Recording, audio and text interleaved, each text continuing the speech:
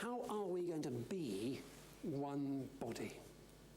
And I just want to say that in the New Testament, as far as I read it, there is very, very little about church. Church doesn't appear very often in the New Testament. Kingdom appears all the time. There's very little about deaneries in the New Testament. Tricky, that.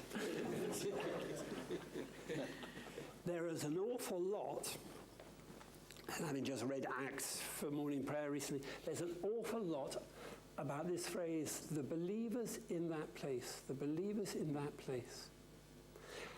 And I would support to some extent what the bishop was saying earlier about the fact that actually perhaps the deanery and perhaps the mechanisms that we work with them don't always need to be quite structured, don't always need to be clear.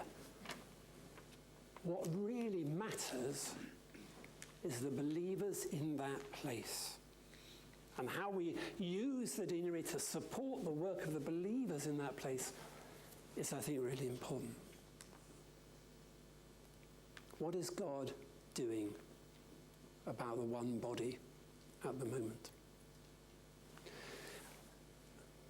Jesus has food that his disciples don't know about. Our churches are one of the places in which we are fed. How do we feed people so that they can go on and reap the harvest? How do we feed people so that they can go on and reap the harvest? What is that going to look like in a few years' time? And for me, and I've avoided doing any advertising whatsoever, I think what we do at the Royal Foundation of St. Catherine, which is about hosting space so that people can come and be and explore what they believe is really important.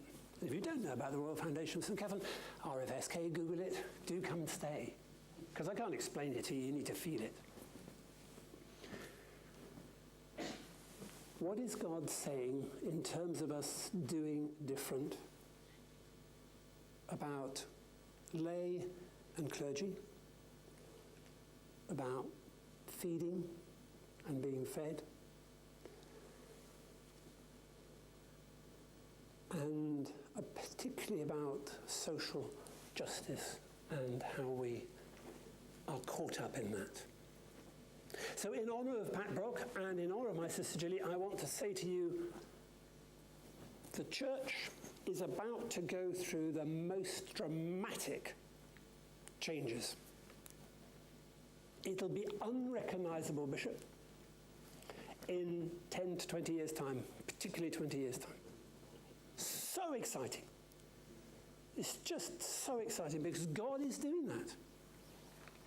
And we need to make sure we are where he is and that we listen and pay attention to the signs of God's Spirit active in our lives and in the life of the world.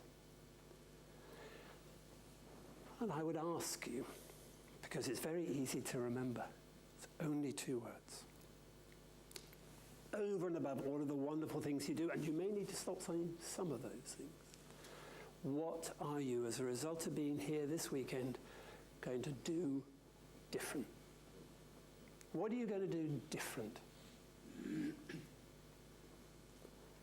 that is going to draw people together into one body, that is going to help them be fed, that is going to bring about the harvest and encourage the just kingdom that Jesus spoke about so often? So I leave you with just 2 words. When you come back in 2 years' time, you can greet each other with these words. Please celebrate all that you've done, everything you stand for, all that you have done on with God, and just think a little about what you might do different.